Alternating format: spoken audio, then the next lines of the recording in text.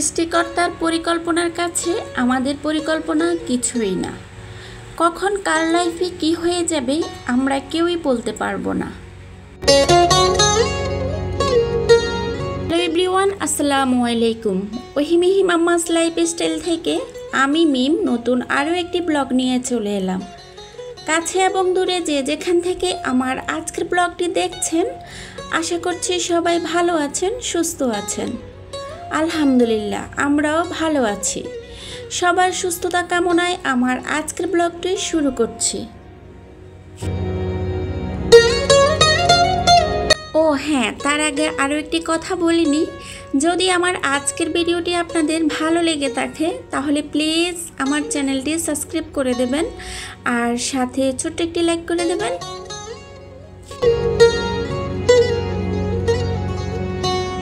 আমাদের আশেপাশে এমন অনেক মানুষ আছে যারা আমাদেরকে কারণে অকারণে পছন্দ কিংবা অপছন্দ করে। একটা কথা আমি ছোটবেলা থেকে শুনে এসেছি, যারা আমাদের পরম আত্মীয়, পরম আপনজন, তাদের কাছে আমরা কোনো কাজ করে বা কোনো কিছুতেই ভালো হতে পারি না। কিন্তু খেয়াল করে দেখবেন, আপনি যাকে কখনো চিনতেনই না, যে আপনাকে রক্তের সম্পর্কের কেউই না, সেও কিন্তু আপনাকে এমন একটা ভালোবাসা দিবে এবং আপনাকে এত পছন্দ করবে যেটা বলার বাহিরে। যাই হোক, এখন ভিডিও রিলেটেড কিছু কথা বলি। ডাইনিং টেবিলের লুকটা চেঞ্জ করে নেব আর সেটি আপনাদের সঙ্গে শেয়ার করব। আশা করি পুরো ভিডিও জুড়ে আমার সাথেই থাকবেন। অনেক দিন যাবৎ একঘেয়েমি ডাইনিংয়ের লুক দেখতে একদমই ভালো লাগছিল না, তো ভাবলাম ডাইনিংয়ের লুকটা একটু ঈদ উপলক্ষে চেঞ্জ করে নিই। যে কথা সেই কাজ, তো আপনাদের ভাইয়া থেকে বলে কয়ে বাজারে চলে গেলাম। তারপরে সেখানে গিয়ে ডাইনিংয়ের জন্য একটা রানার সেট নিয়ে আসলাম। রানার সেটটা আমার খুবই পছন্দ হয়েছিল। আপনাদের কাছে কেমন লেগেছে অবশ্যই কমেন্টসে জানাবেন। সত্যি কথা আমার অনেক ভালো লেগেছে, কিন্তু সবচেয়ে বড় একটা দুঃখের বিষয় হচ্ছে, যখন রানার সেটটা আমি বাসায় নিয়ে আসি তখন একটার মধ্যে আমি একটু স্পট দেখতে পাই, আর স্পট দেখে আমার মনটা খুবই খারাপ হয়ে যায়। যাই হোক, সব কিছু মিলিয়ে মোটামুটি আমার কাছে ভালোই লেগেছিল। মনটা একটু খারাপ হলেও আবার যখন রানার সেটের কালারটা আমার কাছে মানে এত বেশি ভালো লেগেছে, খুবই মিষ্টি একটা কালার, খুবই সুন্দর লেগেছে। আর এটা বিছানোর পরে ডাইনিংয়ের লুকটা কেমন লাগবে অবশ্যই সবাই কমেন্টসে জানাবেন আপনাদের কাছেও কেমন লেগেছে। আমার কাছে তো খুব ভালো লেগেছে আর কি। তো এটার উপরে একটা র্যাক্সিন বিছিয়ে দেব, কারণ খাওয়ার পরে দেখা যায় তরকারির ঝোল পড়লে আর সহজে দাগ উঠতে চাইবে না। তো সে কারণে যে কথা সেই কাজ, একটা র্যাক্সিনও বিছিয়ে দিলাম। আর এখন একটু ডেকোরেশন করে নিচ্ছি টেবিলটাকে আর কি। আর চাইতেছি যে মনের মতো করে একটু সাজানোর জন্য। জানি না কতটুকু সাজাইতে পেরেছি। আসলে আমরা তো নারী, সবসময় আমরা একটু ঘর দুয়ার একটু পরিষ্কার পরিচ্ছন্ন করতেই ভালোবাসি। আর আমাদের যা আছে তাই আপনাদের সঙ্গে একটু দেখানোর চেষ্টা করি। আহামরি তেমন কিছুই নাই, যা আছে তাই দেখাই। তো এখানে অনেকগুলো গ্লাস, যেগুলো দেখলে আপনারা হয়তো বা কমেন্টস করবেন একটা একরকম কেন, কারণ এগুলো মানে বোঝার সুবিধার্থে একটা একরকম রাখছি। কারণ যেহেতু আমরা পরিবারের একজনের গ্লাসে করে আরেকজন পানি খাই না, তো আলাদা আলাদা গ্লাস রাখলে কি হয়, যারটা সে গ্লাস খেতে পারে পানি ভরে, এ আর কি, এই সুবিধার জন্য রেখেছি। আর এই যে দেখছেন এত সুন্দর একটা অর্গানাইজার, মানে এটাকে মানে তৈরি করেছে জানেন আপনাদের মিম আপু। এত বেশি আপনাদের মিম আপুর গুণ, মানে কি বলবো, মানে এত বেশি গুণবতী আমি কখন হয়েছি আমি নিজেও জানি না। এই অর্গানাইজারটা আমি যখন বানিয়েছিলাম তখন আমার ফ্যামিলির সবাই বলে এটা কি বানাইতেছি। যখন বানানোর পরে এভাবে একটা লুক দিয়েছিলাম ডাইনিংয়ের উপরে, তখন সত্যি কথা সবারই ভালো লেগেছে, সাথে আমারও অনেক ভালো লেগেছে। আর অবশ্যই আপনারাও বলবেন আপনাদের কাছে কেমন লেগেছে। সিম্পল একটা কাঠের টুকরো নিয়ে সেটাকে একটু রং দিয়ে সাজিয়ে নিয়েছি, ব্যাস এতটুকুই। মাশাআল্লাহ অনেক কিউট হয়েছে। আর বাজার থেকে যখন বা আমরা অনলাইন থেকে কিনি অনেক দাম নেয়, তো সেক্ষেত্রে নিজেই একটু বুদ্ধি করে এই অর্গানাইজারটা বানিয়ে নিয়েছি আর কি। খুবই সুন্দর লাগছে আমার কাছে। আপনাদের কেমন লেগেছে অবশ্যই বলবেন। যাই হোক, এখন এই যে সোফার কাভারটা আমি ধুয়েছিলাম, তো এখন এটাকে আমি কেন জানি প্রথমবার যখন 2বার বিছিয়েছি খুব সহজে বিছাইতে পেরেছি, এখন কেন জানি সেট করতে পারতেছি না। তো আপনাদের ভাই আমাকে হেল্প করতেছে, একবার এদিকে করে একবার ওইদিকে করে, উনিও পারছে না। ছেলে মেয়ে থেকে শুরু করে আমিও তাকে নিয়ে হাসাহাসি করতেছি এই আর কি। যাই হোক, অবশেষে বিছিয়ে নিলাম।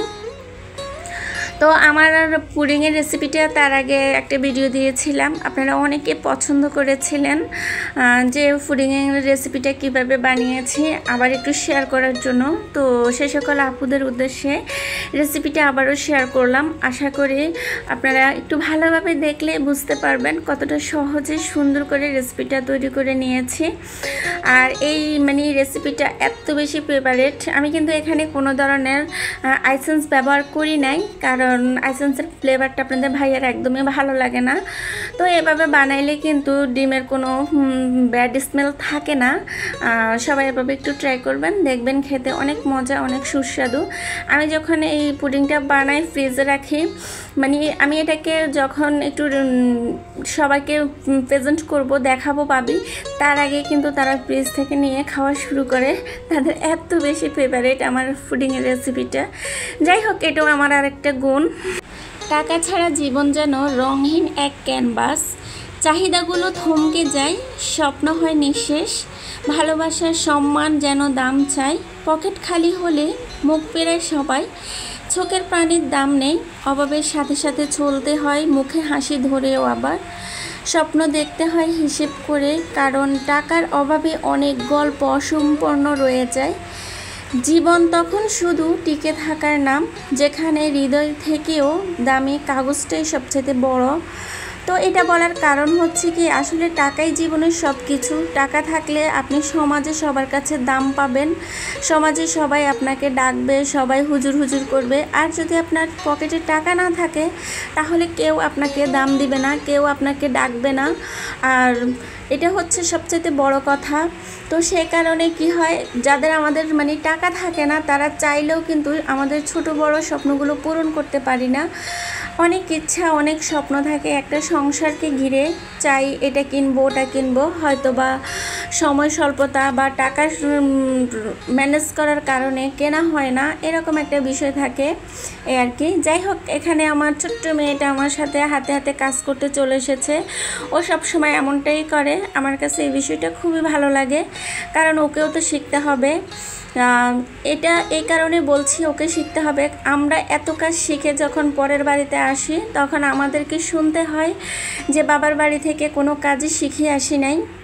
সে কারণে আমি চেষ্টা করতেছি যে আমার মেয়েকে যেন ও পরবর্তীতে আমার মতো করে কথা শুনতে না হয়, সে কারণে তাকে আগ থেকে একটু ট্রেনিং দিয়ে নিচ্ছি এই আর কি।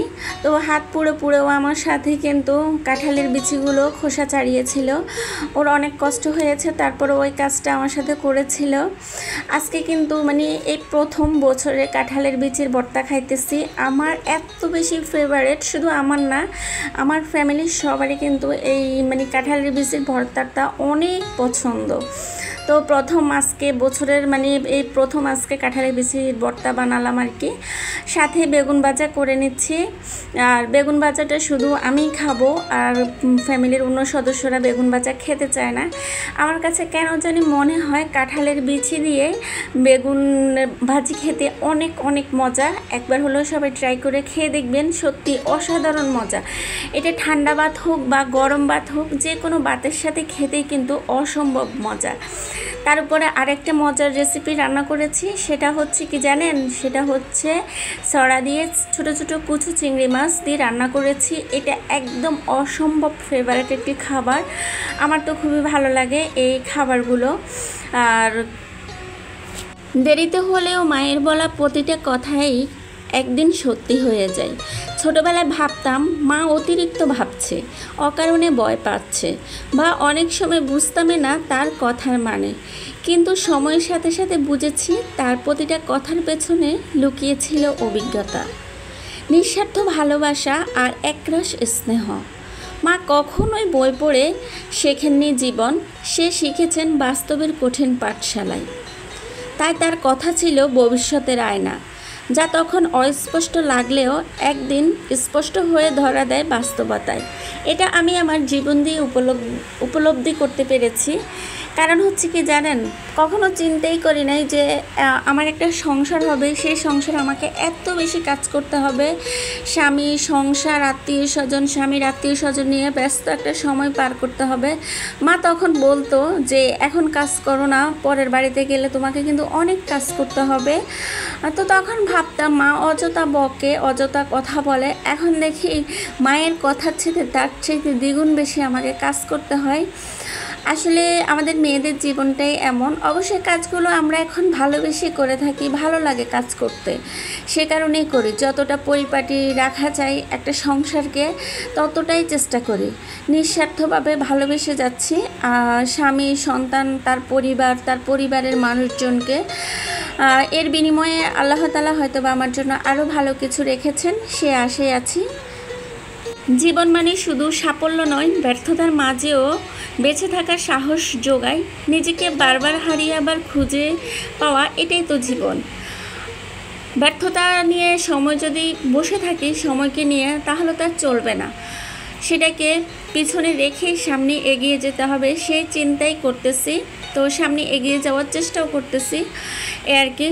রান্নাবান্না শেষে খাওয়া দাওয়ার পরে বাবার বাড়িতে চলে আসলাম। এখন এসে দেখি ভাইয়ের বউ চিতই পিঠা বানাচ্ছে, যেহেতু আজকে তার মেয়ের জন্য এটাকে কি বলে 6 দিনে যে অনুষ্ঠানটা করে সেটা করা হবে আর কি।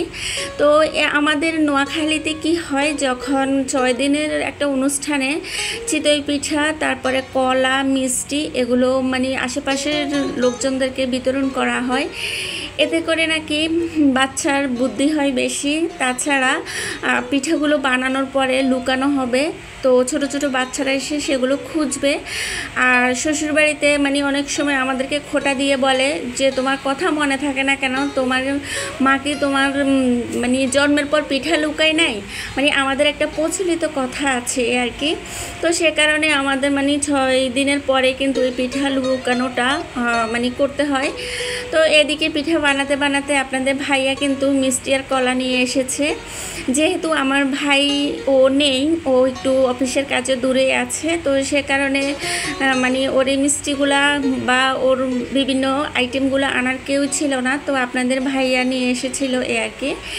ওই যে বললাম কলা দিতে হবে, মিষ্টি দিতে হবে, তো সেগুলোই আপনাদের ভাইয়া নিয়ে এসেছিল। আর সাথে মানে একদম মজার একটা খাবার নিয়ে এসেছে, সেটাও আপনাদের সঙ্গে শেয়ার করছে। তা হচ্ছে কি জানেন, আমাদের এদিকে মানে এটাকে ওই যে কি বলে, ডিমার শাক বলে থাকি আমরা। তাছাড়া আবারও কচুর ছড়া নিয়ে এসেছে, কারণ এই রেসিপিটা মানে আমাদের সব ফ্যামিলির সবাই খুবই পছন্দ করে। তো সে কারণে আপনাদের ভাইয়া আবারও ছড়া নিয়ে এসেছে। ওই দিন মানে খেয়ে খুব মজা পেয়েছিল, তো সে কারণে পরপরে উনি ছড়া নিয়ে আসতেছে এ আর কি। আর আম্মা এখন কি করতেছে, মিষ্টিগুলো বিতরণের ব্যবস্থা করতেছে। এর পাকে ভাইয়ের ছেলে তো খুবই খুশি, ও আগে বিসমিল্লাহ করেছে মিষ্টি খেয়ে এ আর কি। মানে ও নিজ হাতে নিয়ে মিষ্টি খাচ্ছে, এটা দেখে ব্যাপারটা খুবই ভালো লাগছে। কারণ ও কখনো মানে কোনো জিনিস খাইতে চায় না, ওকে একটু জোর করে খাওয়াইতে হয়। আর পিঠাগুলোর অবস্থা তো 12টা বাজায় ফেলছে আমার আম্মা। মানে উনি কী করছে, পিঠাগুলো সব পোড়া দিয়ে ফেলছে। আগে যে আমরা খোলাতে একটু তেল ব্রাশ করি, সেটা আম্মা করে নাই, তো পিঠাগুলো উঠতে চায় নাই, সে কারণে এই অবস্থা হয়েছে। আমার দেরি দেখে আম্মা কিন্তু আগে পিঠাগুলো বানায় ফেলছে। আর মারা তো ঠিক এমনই হয়, মেয়েরা আসবে কষ্ট করবে, তার সাথে ভালো উনি কষ্ট করে ফেলে। এটা তো আর শাশুড়ি না, মা আর শাশুড়ির মধ্যে কিন্তু অনেকটাই তফাৎ থাকে। আবার অনেক সময় কিন্তু সব শাশুড়ি কিন্তু এমন হয় না, অনেক শাশুড়িরা ভালো আছে। যেমন আমার মা শাশুড়ি হিসেবে কিন্তু একদমই বেস্ট, সেটা সবচেয়ে ভালো আমার ভাইয়ের বউ বলতে পারবে তার শাশুড়ি কতটা ভালো। সে হয়তো বা যদি আপনারা ওকে জিজ্ঞেস করতে পারতেন তাহলে সে হয়তো বা তার মায়ের আগে তার শাশুড়ির কথাই বলবে, এতটা ভালো। হয়তো বা আপনারা ভাববেন যে আমার মা, সে কারণে আমি একটু বাড়িয়ে বলছি, একদমই না। মানে আমি পৃথিবীর বুকে শাশুড়ি দেখেছি কিন্তু আমার মায়ের মতো দেখি নাই। উনি সব কাজ নিজে করবে কিন্তু ওনার সন্তানদেরকে দিয়ে কোনো কাজ করাবে না, এমনকি ওনার ছেলের বউকে দিয়েও না। সে দাঁড়ায় থাকবে, সে শুয়ে বসে থাকবে, চেষ্টা করবে যতক্ষণ নিজে করতে পারে ততক্ষণই উনি কাজ চালিয়ে যাবে। আর আমরা যখন করতে যাই তখন উনি বলবে যে এখন তোমাদের করার দরকার নাই, পরে আসি করিও, এরকমটা বলে আর কি। এটাই হচ্ছে মা শাশুড়ির মধ্যে তফাৎ। তবে উনি মা হিসেবে যেমন ভালো, শাশুড়ি হিসেবেও কিন্তু ঠিক তেমনটাই ভালো। যাই হোক, কথা বলতে বলতে মিষ্টি বিতরণ হয়ে গিয়েছে, এখন বাকি আরেকটা কাজ করছি। এই যে বললাম মানে পিঠা লুকানো, সেটা আমি করছি।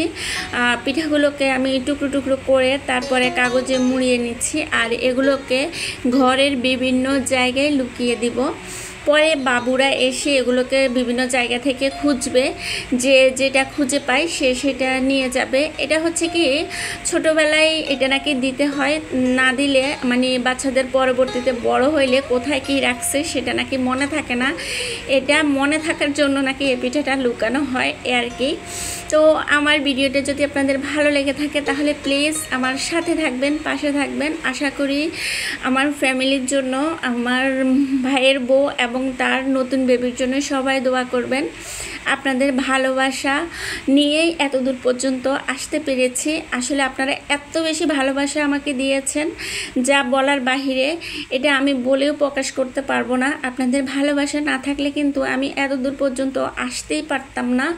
তো আশা করি এভাবে সবাই আমার পাশে থাকবেন, আর আপনাদের সুস্বাস্থ্য কামনা করছি। আশা করছি আপনারা সকলেই ভালো থাকবেন, সুস্থ থাকবেন। এটা বলে ভিডিওটা শেষ করব। আর মোটামুটি লুকোনো শেষ, বাকিটা কিন্তু আপনাদের সঙ্গে শেয়ার করতে পারছি না, কারণ আমার সময় শেষ, তাড়াতাড়ি বাড়িতে চলে আসতে হবে। আল্লাহ হাফেজ।